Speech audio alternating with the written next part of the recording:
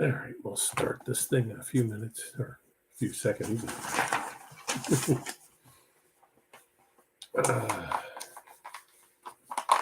don't see any. Yep, there's somebody. Somebody's watching.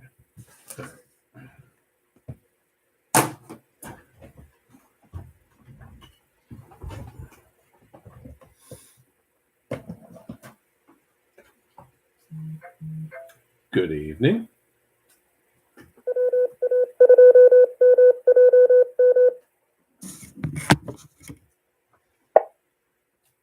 This is W2NDG, Neil, from Highland, New York, starting the OMARC Sunday Night Science and Technology Net.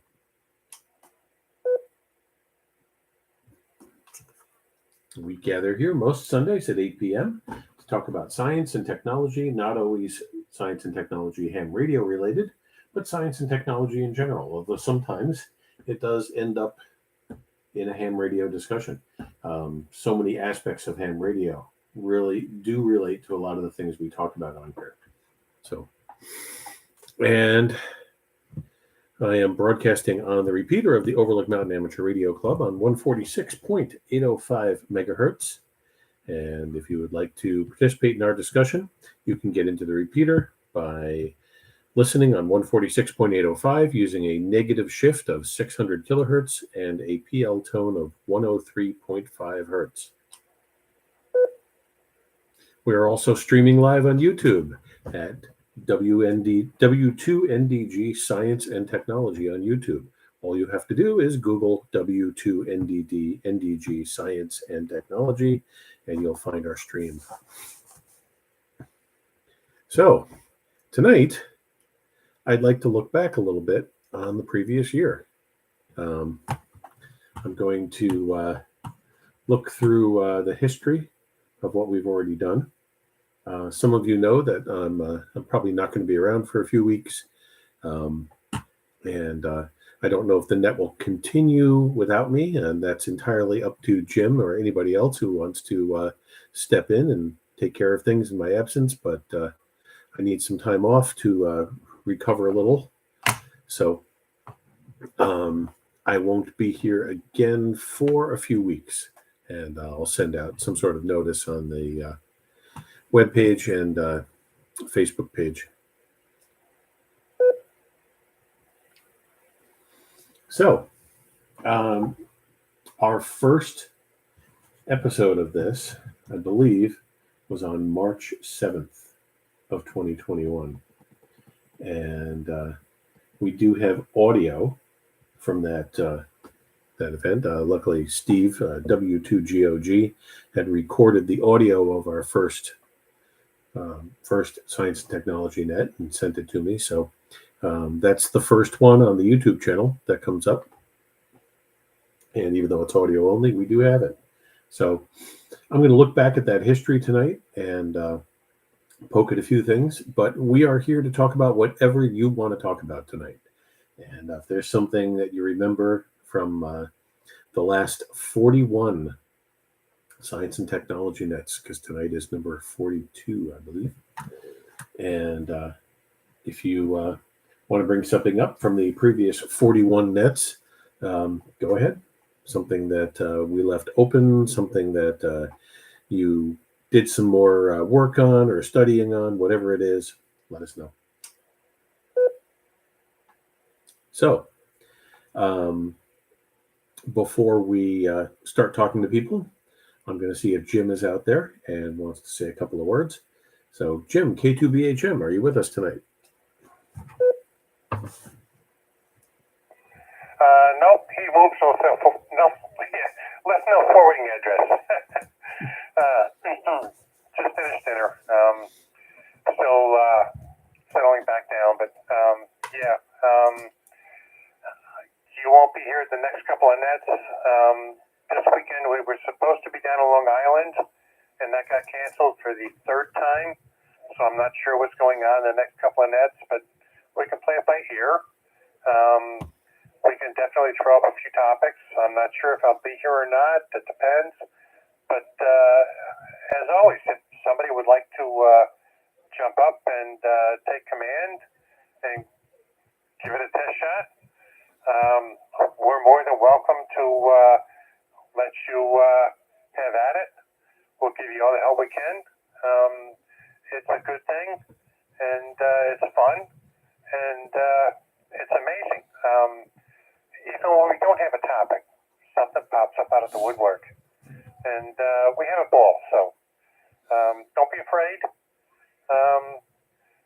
It's a very good thing that everybody's enjoying, and let's just go with it and have fun. So back to you, Neil, K2BHM. Thanks, Jim, and thanks for being here tonight. So right now, I think what I'm looking at is picking up again either on March 27th or worst case April 3rd. Yeah, so even though I'm sure I'll probably be up and around and able to sit in this chair after the 2 or 3 week mark, I know that I've been told by numerous people to take it easy and rest and not do a lot of things for a while. So I'm going to take them at that because I do want to get back to full function at some point. So anyway, I'm surrounded tonight by unfinished projects, and I'll talk about that briefly. A lot of you know that I have a lot of things in the air at any given time. And obviously I'm going to pause a lot of these things, but there's some interesting stuff here. And anyone listening, a lot of the OMARC people, certain topics that I know we talk about a lot. I'm going to hold things up to the camera. If you're not watching, you can always review, afterwards and see what it is I'm talking about. But I did put together finally my full duplex hotspot, which is currently running single duplex. Mostly because I simply just transferred the micro SD card from my other hotspot. But I did reconfigure it for the slightly different board. I did the firmware update on the board. And I'm using a Raspberry Pi 4 with this one. And the interfaces are a lot snappier. What I have to do is I have to set the actual dual frequencies for using duplex. And once I get the dual frequencies in, then obviously I have to come up with a code plug for all of my radios to use those frequencies. So I've been researching which frequencies to use. I think I have that down. And I don't know if I'm going to continue with the Pi 4. I do have a lot of old Raspberry Pis, and I was thinking if I just used one of the early Raspberry Pi 2s that didn't have Wi-Fi, my router is in this room. I can just plug it in to Ethernet and just leave it in here. So something to use one of those old Pis for. But anyway, so that's one. I have this wonderful ESP32 board I picked up, which has a little OLED display on it. This thing's cool. It's really tiny. So this is a little microcontroller, and it has this little OLED display on it, and it's probably about the size of 2 postage stamps side by side, laying down postage stamps. So portrait. But it's like an Arduino board.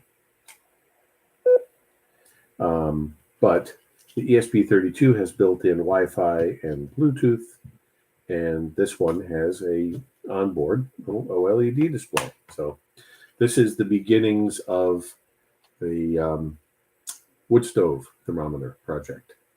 And once I get it down on that, then I'll start working to get it going on a larger display. But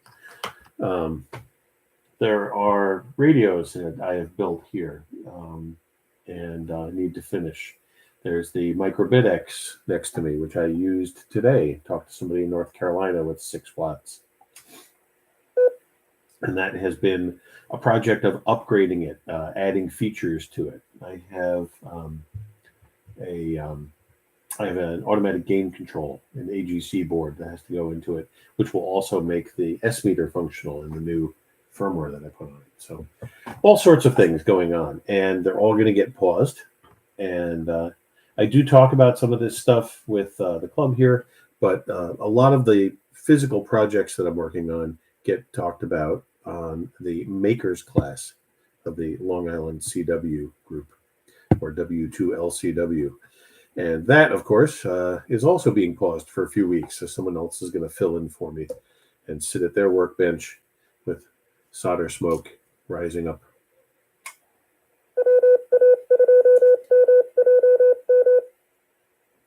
W2NDG on the OMARC Sunday Night Science and Technology Net. And so, mention of smoke brings up something that happened today, and it's related to what we talked about last week, which was troubleshooting. In the middle of transmitting today, I heard a pop and a sizzle, and a puff of smoke rose from behind my pile of equipment here to my right. And I was alarmed. At first, I thought it was this radio that I'm talking on now. So this is an ICOM IC7100, what they call Shack-in-the-Box radio. And I wasn't using it at the time, but it was on. But no, the smoke was coming out of my, it's not an easy reach here, but I have a noise reduction box from TimeWave, an ANC4. It's what they call a phase noise reduction system. That'd be a topic for an entire night. It kind of uses a technology like noise-canceling headphones, where it takes the noise and inverts the phase and applies it to your signal. And the theory is that the two would cancel each other out. So it physically removes the noise from your signal based on sampling the noise and then inverting it. And it actually, here in this house, where I do have some noise coming from outside and some internal as well, it's impressive. It works well. And that's where the smoke was coming from. So troubleshooting. First step was to get the thing out of the house because it was still pouring smoke. And I took it into the garage and hit it with cold air from the compressor. I do have a compressor out there. So once it was sufficiently cooled off and not continuing to smoke, I brought it back in here and I popped it open. And nothing inside was burned. Nothing. And when I started examining the power cord, which is the first thing I did was pull the power cord out of it, the power cord, the metal tip, one of those typical coaxial power cords, has that telltale, I just got way too hot rainbow look to it. And along the edge where the metal goes into the rubberized surround, you can see where the rubber had melted and singed into the metal. So I don't know why. I don't know how. I don't know what happened.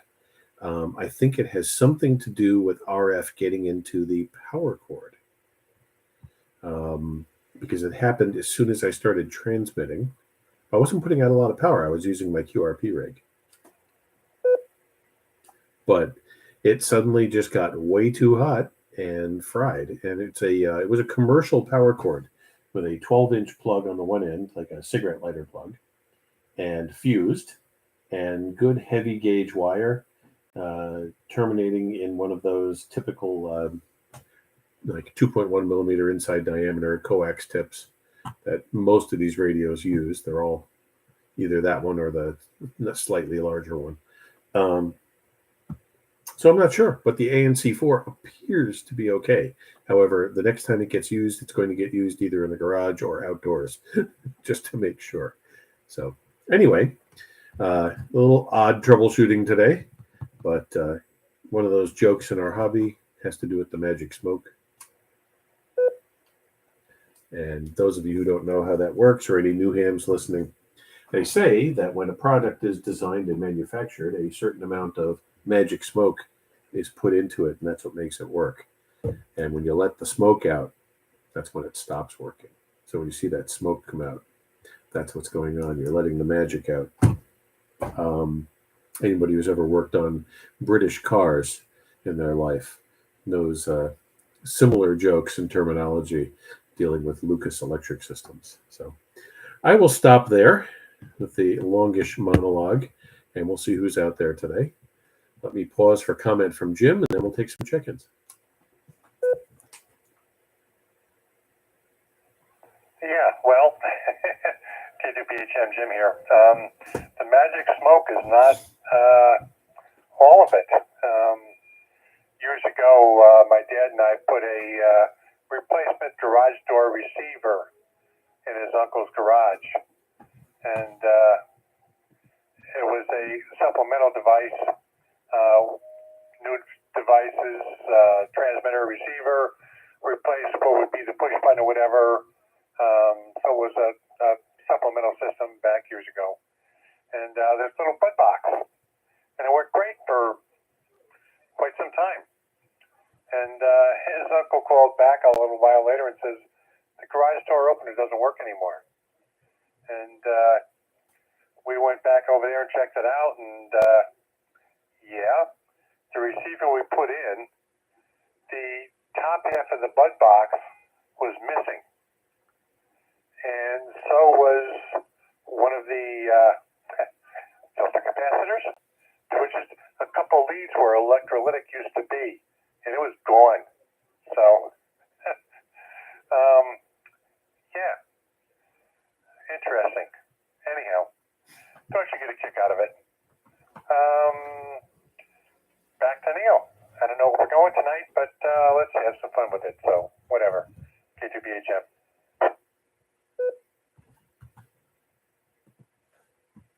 Well, that's what it's all about, right? Just having fun. All right. I am going to take a quick look here at our previous library.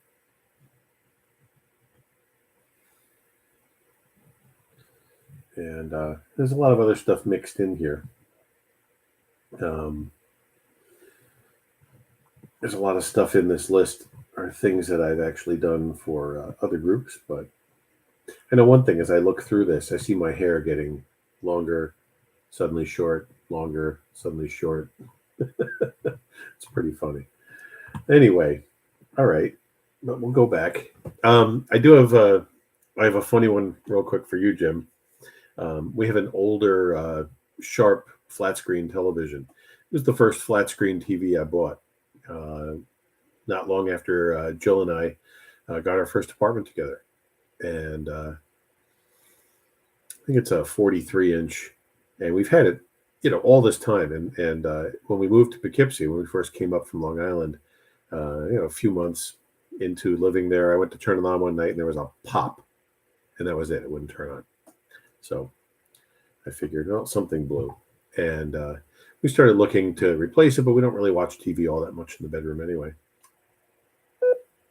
So I figured, I'll see if I can rescue it, but, it's not an expensive TV. So I took it apart, and the power supply board was probably the culprit. I pulled it out, and there was a black stripe across the board, like somebody had taken a ruler and drawn a line with like a carbon pencil right across the circuit board. And it was funny because I sighted down the line, and at the far end of the line was this little like cluster of carbon crystals standing up like micro tombstones. And at the other end of the line was what used to be a voltage regulator. And it was just interesting is that trajectory that it produced, that linear explosion like that. I can't even imagine what would cause something like that, that line to occur like that. Obviously, it ejected molten carbon across the board, and then it, cooled and stood up in that little crystal forest on the other end. And actually, I did fix the TV. It was an older TV. Nobody had any parts for it, and I just kept looking for a week or so online, and I found a TV repair shop somewhere in Canada that had the board in stock, knew he was never going to ever need it, and sold it to me for next to nothing with a little bit of shipping. So we still have the TV. It still works. The next time it pops, I'll see if we're starting to play tic-tac-toe with it or something. All right, let's go for check-ins. To check into the net tonight, give me your call sign, your first name, and your location. Please come in.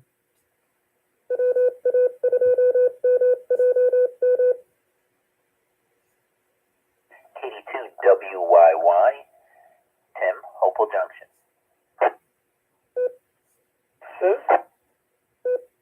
November 2 Foxtrot Zulu Charlie, Tom in Fishkill.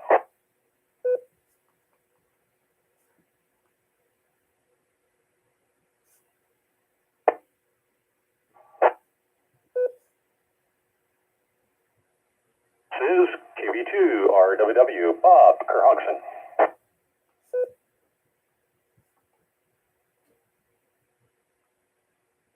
This is WA2 RKN, Jerry, Hyde Park. This is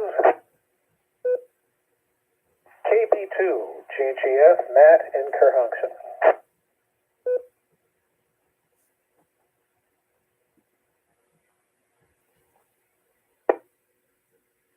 This is KD2 Tango Victor Sierra Blue in West Milford, New Jersey.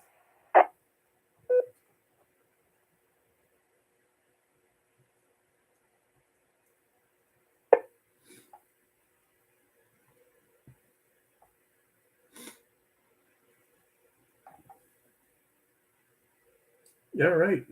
We have our core group of attendees. And once again, Kerhonkson is overrepresented. They have the majority tonight.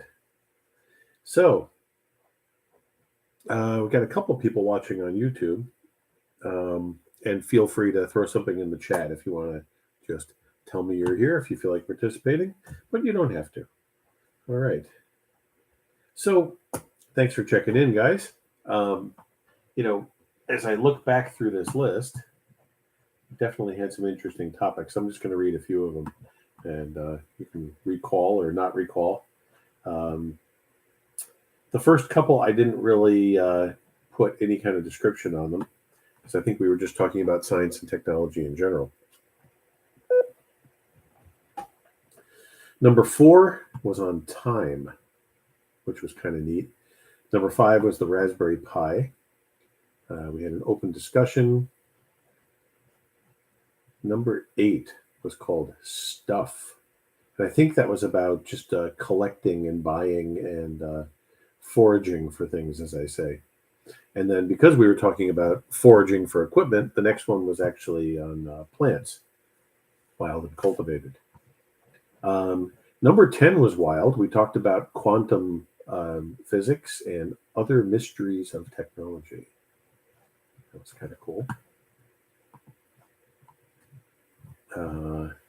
Number 11 was open. Number 12, I did one called Lies, Lies, It's All Lies. And that was, we did a whole net on misinformation, talking about your favorite things that were just wrong. Either things that you believed and then learned weren't real, or just famous hoaxes. We did a series on radio and how it works, from the basics of crystal receivers all the way up through advanced topics. We talked about numbers. We had a night on math. I did one called Questions Without Answers. Do you have things that you've always wondered about that you've never been able to find answers for? We did a night on hacking as a positive term. Making something do something that it wasn't supposed to do. We did a night on water. One of my favorites, the science of Hollywood. Science in movies, and what we talked about for quite a bit was the lack of science in movies. Terrible science in movies. Another favorite of mine, back in September, we did a night on dreams, and that was kind of cool. What are they? Do you dream? Do you have normal dreams? Do you have abnormal dreams? Do you think they're normal or abnormal? Then we just kept going on in that direction. I'm going to pause there. That was number 23. So we'll start going around. Talk about anything you want to tonight. And you can bring up something from a previous net, or give me some ideas for something for when I come back. We'll start with Tim from Hopewell. Go ahead, Tim. I don't think you've been here since the beginning, But it's good to have you, and your signal is always appreciated. You boom in here on the input like nobody else. Well, thank you, Neil, and the group. This is actually my first Sunday. I've never really checked in, but do like to feel like as a new ham, and not really a science guy, that I have a lot to listen.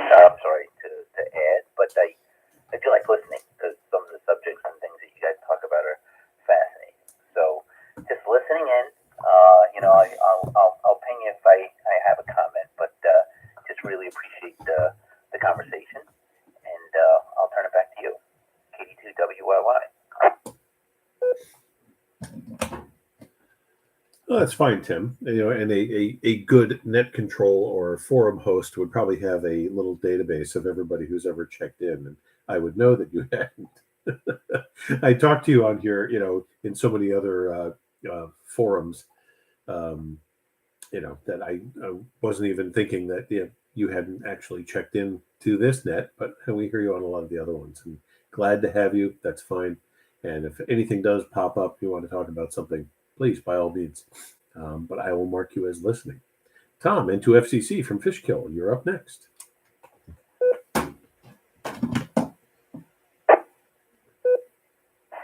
Well, you see, let's see. We're talking about like things blowing up, and we're renting a house sort of up on a hill, and lightning storm or whatever, and all of a sudden the TV pops on. Must have fused the on-off switch.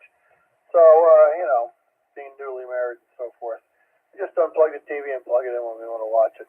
That's probably the beginning of the season. Towards the end of the season, another lightning storm, TV's on, all of a sudden, flash of lightning, shuts off, and now the on-off switch works normally.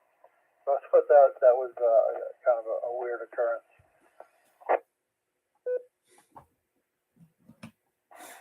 Dreams are interesting. I'm sorry I missed that one. I've had in my life some pretty vivid dreams, At 40, 50 years later, I still have some recollection of them. But I will keep it moving. So this is FCC back to that. Well, thanks, Tom. That's fine. And actually, you reminded me of one. My two children from my first marriage, Amy and Alec. Alec has his ham license now. We would do a lot of things together. I would have them on the weekends a lot. It was, and I was spending a lot of my time originally in New Jersey when I was shuffling back and forth. And then when Jill and I got our first place together, I was on Long Island. And, we would bring them down there. I would come up here. But one day, and we always seemed to run into crazy weather when we were out doing things.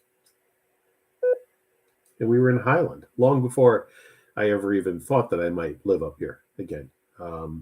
We ran into a crazy thunderstorm when we were in the Bridge Plaza there where Jamesway used to be. So it's now Tractor Supply in Hannaford there.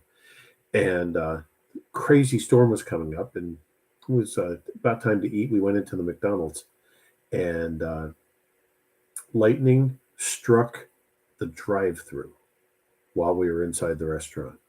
It struck, I think, the drive-through sign, and the power spike it sent into the building fused the timer circuits for the hand dryers in both the men's and the ladies' room.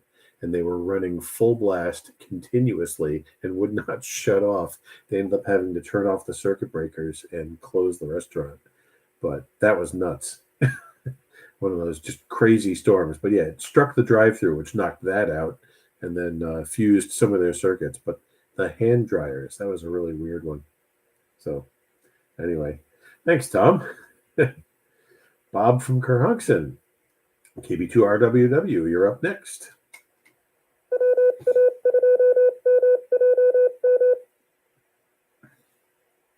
Good evening, Neil. Good evening to everybody else on the net. Not much to report. I'm kind of busy flipping between cooking dinner and modifying a 3D printer, turning it into a laser engraver.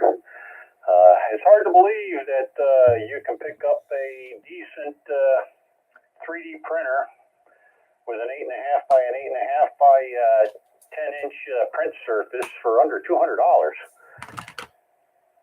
Turnkey. But whatever. At any rate, I will be listening, so you can just mark me as here for the next go around. KB2RWW, back to net.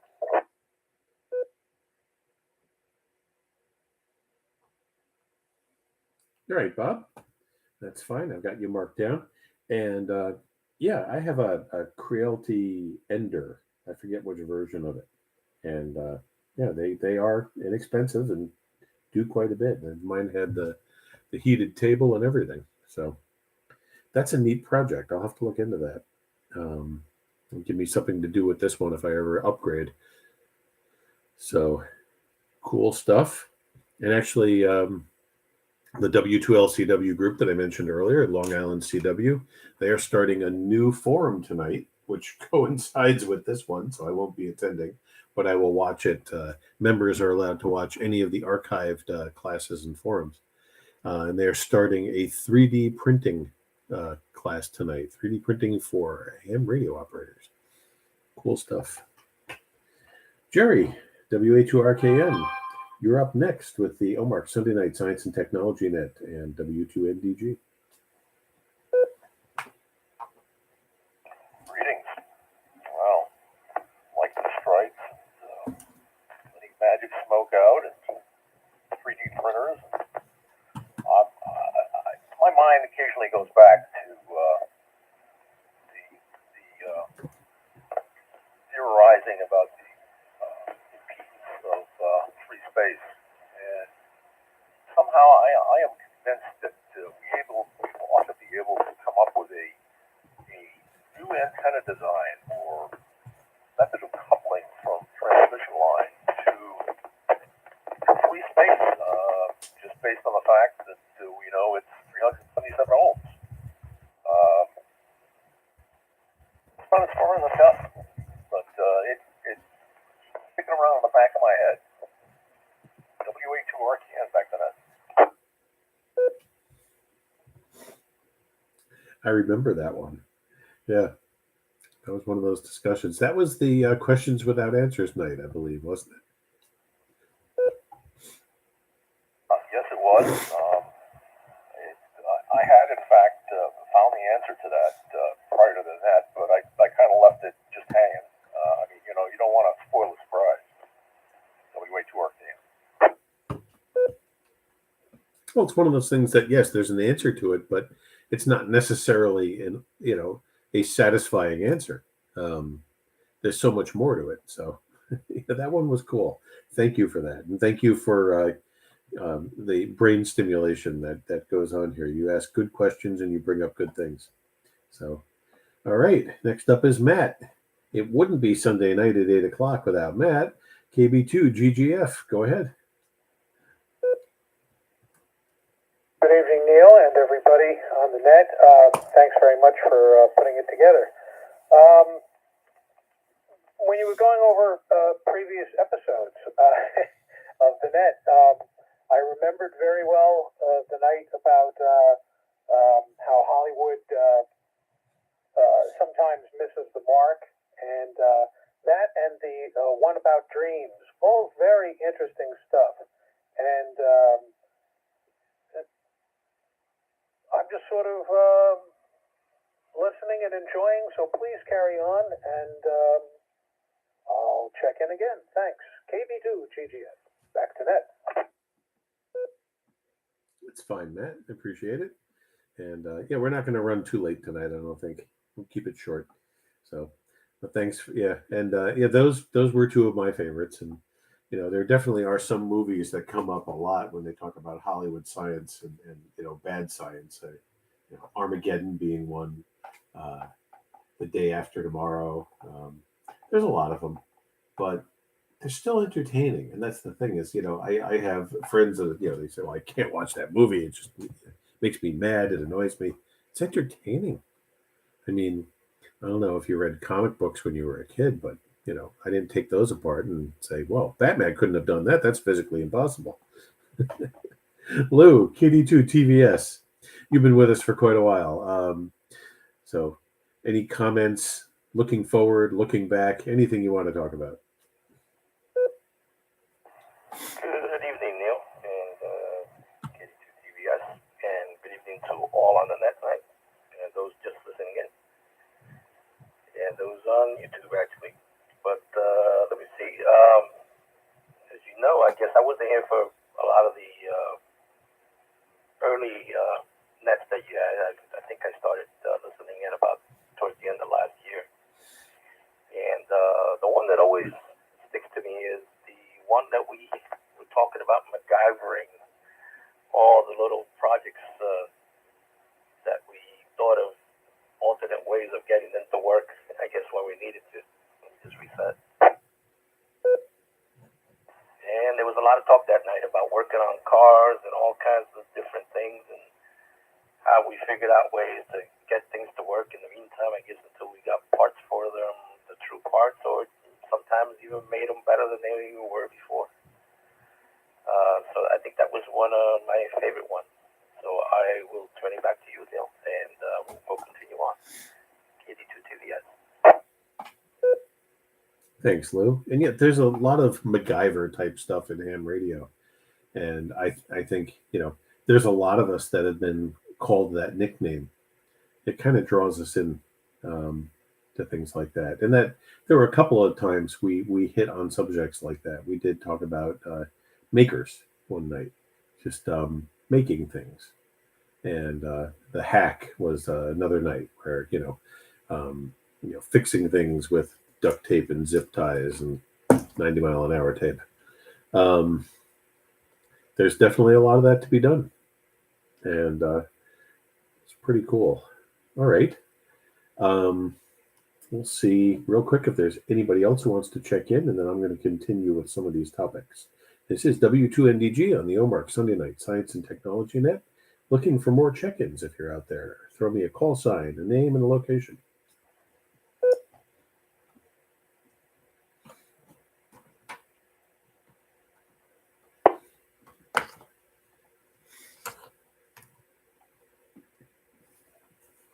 All right, that's fine. I'm going to mention a few more here, and then I'm going to throw it up to Jim. But let's see, we left off at dreams. We went on and we did one called Innovation and the Box. And what I was talking about was, what is thinking outside of the box? We did a night on food preservation, but the reason for it is that it's one of those things in history that moved us forward. We couldn't do a lot of things until we learned how to bring our food with us, or how to be able to not grow or produce or hunt everything that we eat.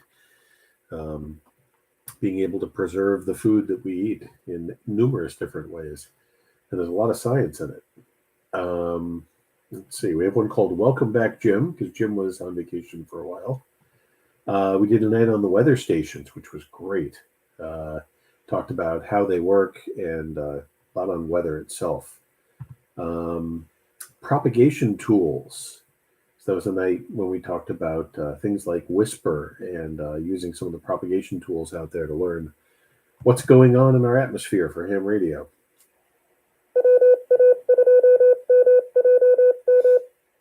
W2NDG for ID. We did a night on mobile direction finding in advance of one of the direction finding activities for the club. There was the Makers Night where we talked about designing and building things. We had a ridiculously low temperature. We had a cold snap in mid-January. So I did one called It's Cold. And we talked about what cold actually is, because cold isn't a thing. It's simply lack of heat. Heat is a thing. A few weeks ago, I did These Are a Few of Our Favorite Things. And then we had open topic night during the Super Bowl. And the last weekend was troubleshooting. So that's where we've been. That's a year of discussions, and it's been a lot of fun. What do you think, Jim? Have we moved mountains or just talked about them?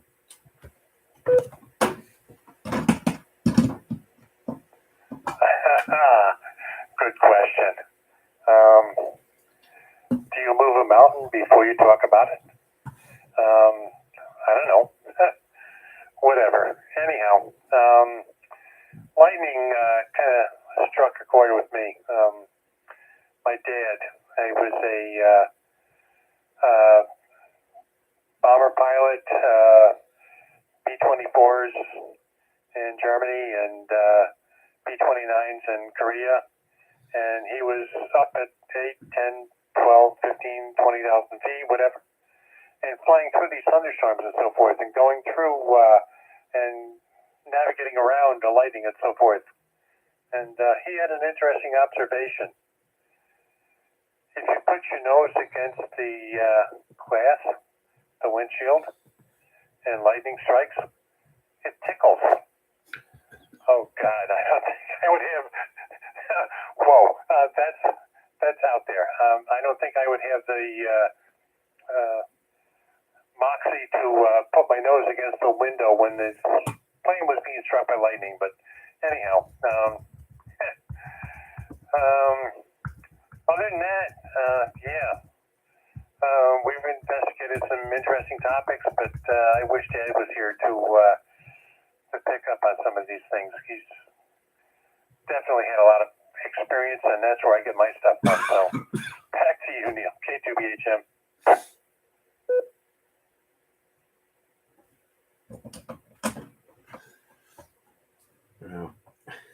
I don't know if I'd want to put my nose against the glass while lightning was striking. You reminded me of something. In the National Weather Service lightning safety instructions, they tell you that if you're out in the middle of a field and your hair suddenly stands on end, you are about to be struck by lightning. Drop to your knees and bend forward. Do not lie flat on the ground. Oh, God. I just love that. So if you're out in the middle of the field and your hair suddenly stands on end and your name isn't Phyllis Diller, you are about to be struck by lightning. All right. Thanks, Jim. Man, most of these nights I've really enjoyed. I seem to remember one night where something happened. I can't remember what it was. I think there was a cat fight like right outside of my window or something, and I was concerned that one of our cats had gotten out or something. Something had happened, and I had you take over for a while. We've had some events, but the power never goes out here, so that hasn't been an event. Really, the power never goes out. I've been told that we're on some circuit that just never goes out. And I have a generator, and I never get to use it. But that's, I like to say I hope I get to use it someday, but no, I hope I never have to use it. I do start it every few months, though, just to make sure it's working. Okay. So we went through our list and one round. Let's run back up to the top. A couple people said they were listening, but if you were listening and you do feel like commenting on something, by all means, throw your call sign in and you can comment on something somebody else says. But let's go back to Tom in Fishkill and see if there's anything else he would like to talk about tonight. But like I said, we don't have to be here very long tonight. I have plenty to do, and I have appointments a lot of this week leading up to Friday. So it's going to be an interesting week. So, Tom, into FCC, anything further tonight? W2NTG in the group and 2FCC. Nothing else really. I have my laptop, this Asus laptop I was using, it's got a bad keyboard and it's kind of old and slow. so I just moved all my ham radio stuff over to a Surface Pro 3. And just started playing around with like FT8 and other digital modes, and try to do some more digital stuff. So that's what I got on my agenda. So NTWC, back to that. I'm familiar with that. I have a Surface Pro 4 around here somewhere. It's actually one of my work devices. One of the things about doing what I do for a living is that I need to have at least one of every device that the people I support have. So that's why I have so many gadgets. And, I have an iOS device and an Android device, one of each. So I have an iPad and I have an Android phone. I have a MacBook Pro. I have a Dell work laptop. I have a high-end HP workstation at my desk at work. I have a Linux workstation. But yes, I have a Surface Pro 4 because the current president of Sloan Kettering, he likes the Surface Pros. So since we support him directly, my department does, they like us to have whatever it is that he has. So anyway, yeah, I used mine for actually I put some ham radio programs on it once or twice because it's a nice compact device. So, but they're quirky in their own way, but they're still out there. I just ordered one for our director, who is fond of them. And someday, if we have another president who comes in who orders one that's radically different than the one I have, I'll probably upgrade mine again. So, all right. Thank you, Tom. And let's see, Bob was just listening while he's converting his 3D printer. So it's up to Jerry, WA2RKN, for further comment tonight. Yes, the comment about lightning. I was thinking that perhaps somebody might mention ball lightning. Always been fascinated by reports dating back as far as Benjamin Franklin reported this strange phenomenon. Never have observed it myself. If you look into it, there are some very bizarre stories about its appearance and its behavior. Would like to be able to observe it in my life. Don't know if that'll ever happen. There have been reports that during thunderstorms, if you open like an oven or a microwave, people have reported a ball lightning emerging. It would be nice to discover a way to create these things. I find them fascinating. WA2RKN back to that.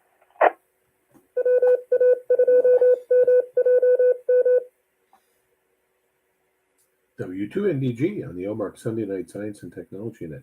Might be an interesting way to cook if we could harness something like that, We've got air fryers and microwaves and convection ovens. I need ball lightning oven. I don't know how efficient it would be. All right, Matt, KB2GGF in Carhogson, you're up next. Thanks, Neil.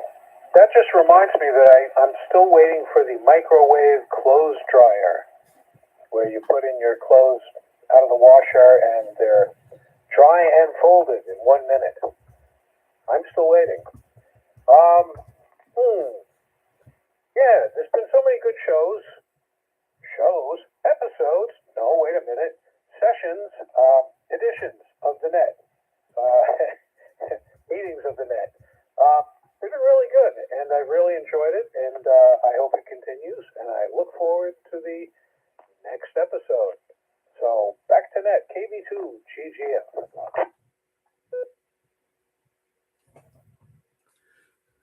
Thanks, Matt. I just Googled microwave clothes dryer, and there's some interesting things that came up, but they're old. So there's a New York Times article from 1991, So this is obviously something that people were thinking about, but for some reason never actually happened. Um, let's see. CS Monitor. It's the Christian Science Monitor. Microwave clothes dryers may recast the laundry room. February 1994. We're all going to have jetpacks and flying cars too, right? So obviously, at some point, people were thinking about this, and for some reason, I guess it didn't fly. Oh, patents. Google. Microwave clothes dryer. Patent 1982 by Thomas W. Perry. Interesting. Microwave clothes dryer patent. Well, I don't know. Didn't seem to go anywhere. I know that microwaves went in the other direction. So if you go to a restaurant like Subway, or I think you'll see these things in like other restaurants where they have to make things very quickly, like Starbucks. When they're cooking up one of those sandwiches that they have sitting in the glass case. But a lot of these super fast places have, if you look, they have an oven behind the counter called Turbo Chef. And I happen to know what these things are. I had a former boss, a guy who owned a company I worked for a number of years. And when he sold the company, he started doing a lot of corporate consulting, and he set up offices with some friends of his that he was consulting for who happened to own the Turbo Chef company. And I got a demonstration.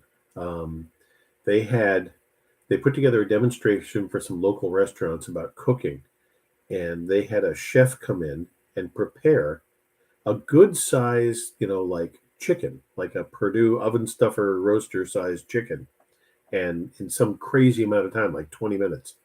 And what these things are is they're combination convection and microwave ovens, but they've been engineered to the point where they can cook like a regular oven with, something like a chicken comes out with crispy skin, and it's cooked properly and it's browned properly, but super, super, super fast.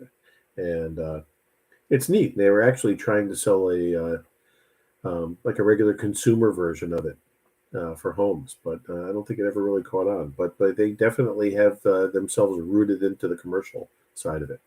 You see them in all of these restaurants that require super fast cooking. So we've gone in the other direction, Matt. Why can't we take the dryer, which is basically a rotating convection oven, and apply microwaves to it? Lou, KD2 TVS in West Milford. You're up next and last, unless somebody else checks in. Okay, Neil. Before anything, before I forget, something happens, I'll figure that. I want to wish you the best on your testing and your surgery that you're supposed to have. And I hope everything comes out well, as possibly can be. And I'll just give you a clean bill of health and you recover nicely and peacefully. So continuing on, let me just reset.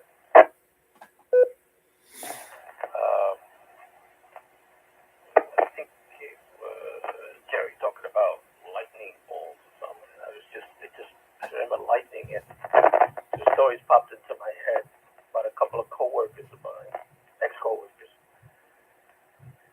that actually got not directly struck by lightning, but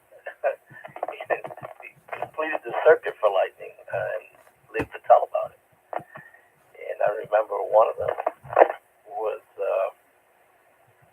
latest one was probably about 5-10 years ago, and he was closing and cowling on an airplane after he had opened it up to do something. Cowling is just the covers that you open up to do any kind of maintenance or access any unit.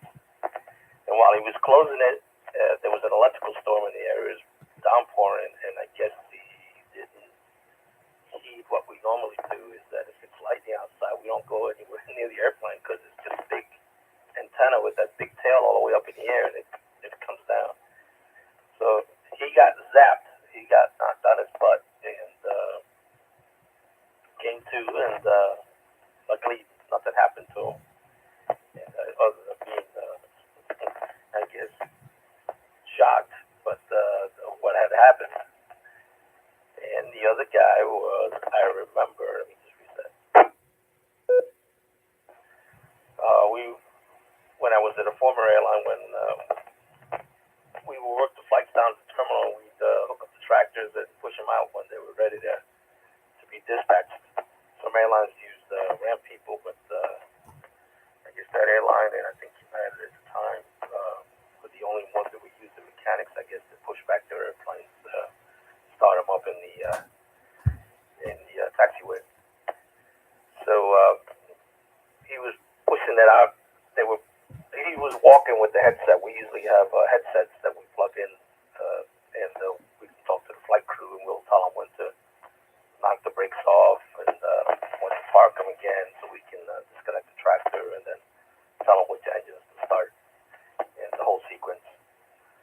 So as we were walking out, I guess it started downpouring, and our procedure was always to go to hand signals, just unplug, and then tell the crew that we were going to hand signals because of the lightning, and unplug and do that.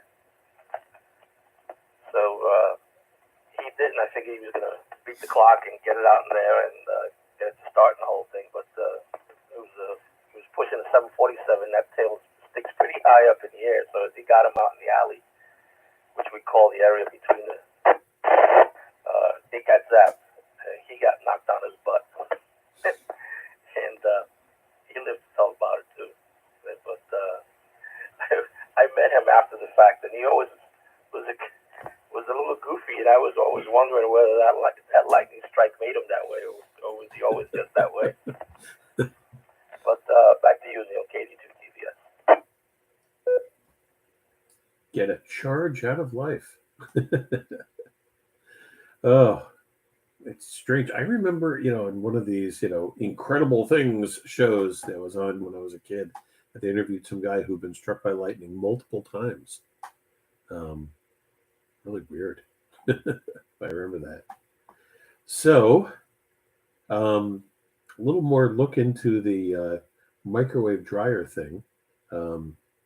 Apparently, one of the reasons why they never managed to perfect them is the C word, combustion. They have a lot of trouble controlling how much microwave at what point during the process.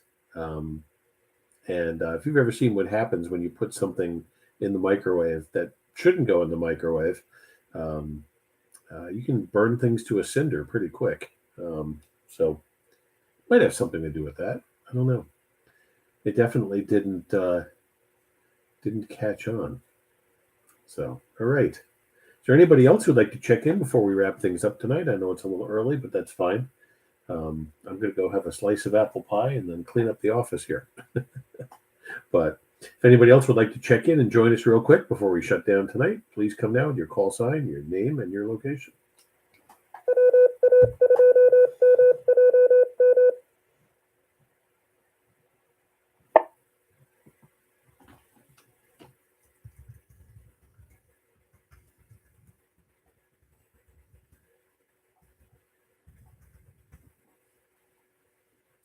All right, nothing further heard.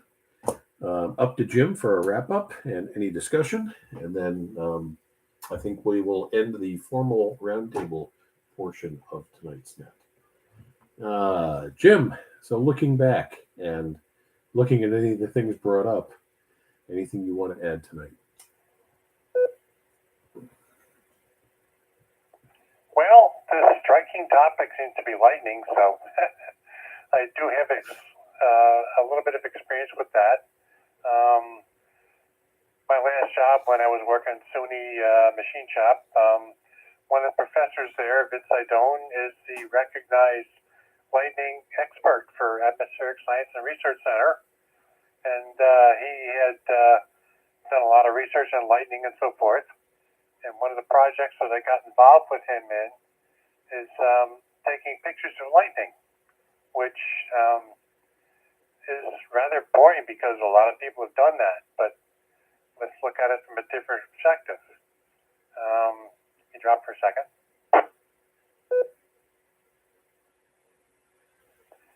First off, let's not look at it from the visual perspective. Let's look at it from what is emanating from the ultraviolet spectrum and check and see what is emanating there, because everybody else has done visual. That's boring. So, okay. Now, what are we going to do this? Well, it appears that there's a facility down in Florida that is a lightning research facility. And they actually send rockets up into clouds, storm clouds, trailing a ground wire, and they will trigger lightning. So you know when lightning is going to occur because you asked for it. Okay, drop again.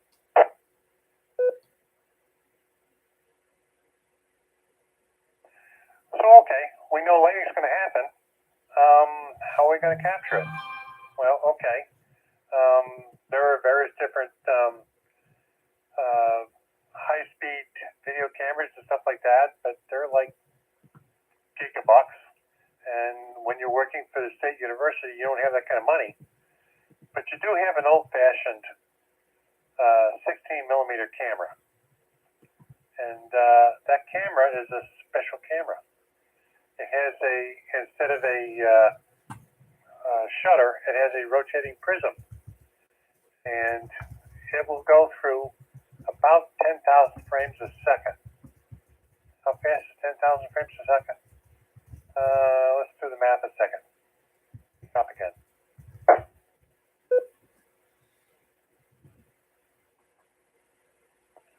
If you got a 50-foot roll of film on your typical 8-millimeter camera and it's shooting away and so forth, that 50 feet will last you about 2.5 minutes.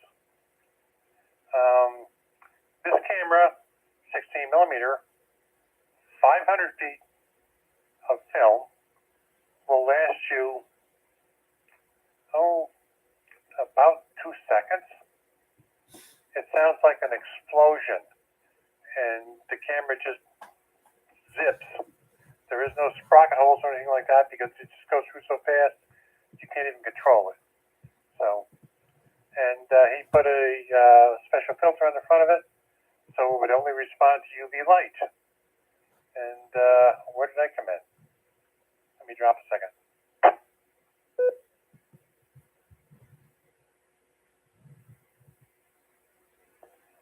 Well, how do you know when it's UV? How intense versus how dark the film. So I built him a calibrator that would let him calibrate between intensity of UV rays and what the density of the film was, how black it was. So that was one of my final projects before I left. And he went down to Florida and made some history with recording the ultraviolet aspects of lightning strikes. So, anyhow, it was fun. Interesting. Back to you, Neil, K2BHM.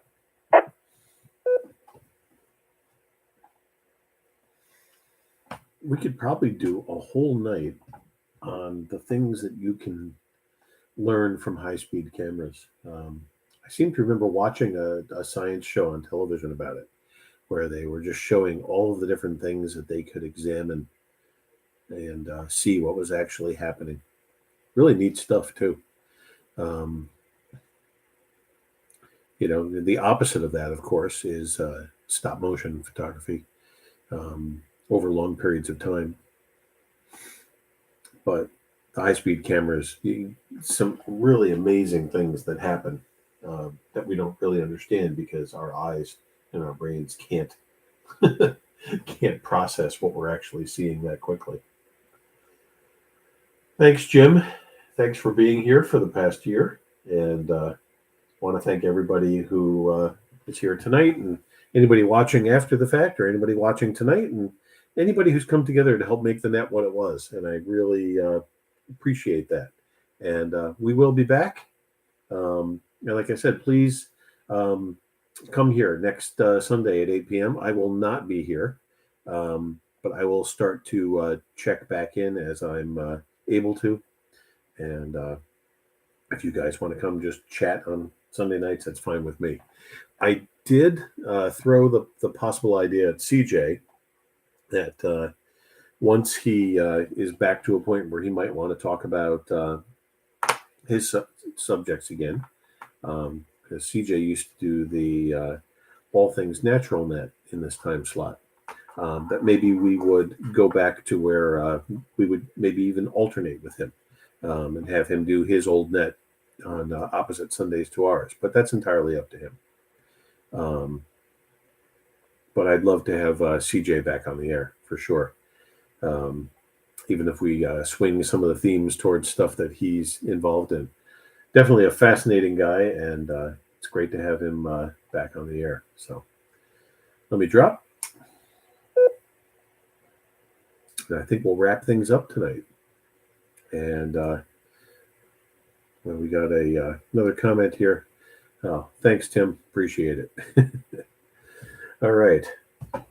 This has been the OMARC Sunday Night Science and Technology Net, number 42, if you're counting. Title tonight was Looking Back, and it's been an interesting year. A lot has happened, and look forward to many more of these going forward. We meet here every Sunday night at 8 p.m. on this repeater, 146.805 megahertz, the repeater of the Overlook Mountain Amateur Radio Club. You do not need to be a member to participate in this or any of our on-the-air activities. However, we do encourage you to stop by and check us out. You can find us at omarcclub.org, omarcclub.org. If you like what you see, please feel free to join us. Some membership applications right online, or just inquiries. Come to one of our events or meetings, see what we're about. Please participate in any of the other on-the-air events that we have during the week. Every morning at 8:35 a.m., a rotating cast of OMARC characters hosts the 8:35 on the 8:05 Morning Roundtable Net. Not a directed net, but a casual roundtable started at the beginning of the pandemic to make sure that everybody was okay and everybody was being social and keeping in touch. A lot of fun, as Dave says, goes well with your morning coffee. Every evening at 6:30 p.m.,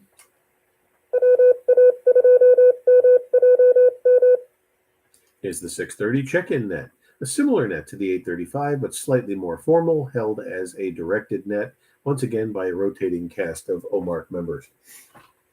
Stop by at 6:30. Net usually runs 2 rounds, and it's just for people to talk about what they're doing and if they need any assistance with anything. Every Monday night at 8 p.m. is Undernet, or Ulster Northern Duchess Readiness Net. Undernet is a net bringing hams together and teaching them how to be ready to react in the event of emergencies. There's a lot about ham radio that makes us prepared for emergencies and prepared to help the public. The Undernet is talking about that, talking about the different technologies that we can use to be off the grid or help people in the event of an emergency. Every Wednesday at 4:30 p.m. is the 80-meter check-in net for the Hudson Valley, usually at 4:30 p.m. on 3.835 megahertz or 3835 kilohertz. Net usually runs a couple of check-ins and has been getting check-ins from multiple states and people all over the Hudson Valley. Please stop by and check in with our 1HF net, the Wednesday 4:30 80-meter HF net. Thursday nights at 8 p.m., Dave, our club president, hosts the Thursday night technical net. Technical net like this one, but more ham radio related or computers and ham radio related, usually diving into a round looking for people who may have a troubleshooting issue or a question. and then spending the remaining rounds of the net talking about that. Or if a topic doesn't develop, Dave comes up with one for us, and we talk about that into the night. Lots of fun, and that's every Thursday at 8 p.m. And of course, this has been the Overlook Mountain Sunday Night Science and Technology Net, hosted by myself, Neil, W2NDG from Highland, and Jim, K2BHM from Saugerties. And we'd like to sign off now, return the repeater to regular local use. And if anybody wants to hang out, I'll usually hang out for a few minutes in case people still have questions. But like I said, I'm going to go get a slice of pie and a cup of tea probably, but I will be here. Everybody have a good evening, and I'll see you all back here in a few weeks. 7-3. Have a good night. Before you go, K2BHM. Yes, Jim. You gave me a good idea. CJ's back in the area, and he was a recognized expert in science and gardening and stuff like that, and we all miss his expertise. Maybe we should open up Sunday nights to have guest hosts. Somebody like CJ could obviously run the whole thing himself, but whatever. But if somebody has a topic they're interested in, and they would like to supplement and complement the net, we would welcome that. Everybody is welcome. Everybody has good content, and we could expand on it and take it into different territories. What do you think? No, that's fine. And it's something I've considered.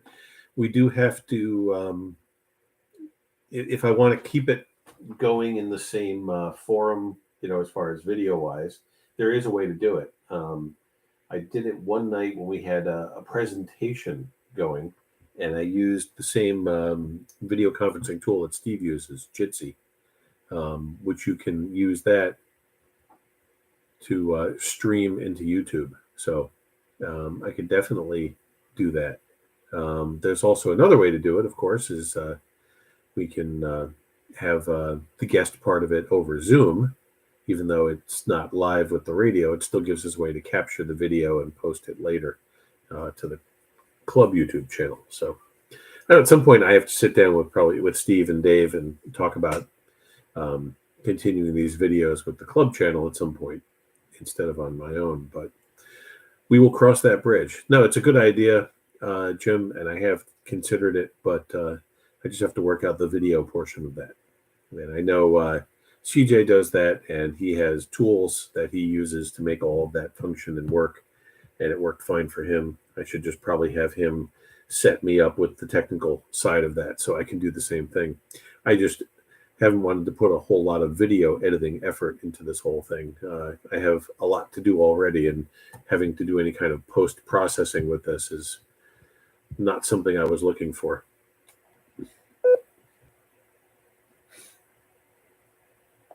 Yeah, but even so, if one night we have a guest that you only get audio on and we see your face, does it make a difference? No, not at all. Not at all. I'm thinking more along the lines of just making it work better anyway, so we can actually have some of the people who might want to be live in the discussion, actually in the discussion, and then carrying some of that on the repeater as well. Like the way CJ did it. I always like the way he has his set up. So it's hard to do both because unfortunately the video portion of it is never real time with the repeater. Makes things complicated. Why can't things be real time? I'm going to turn off the YouTube stream now. Hold on. Saying goodbye to anybody still watching here. Have a good night.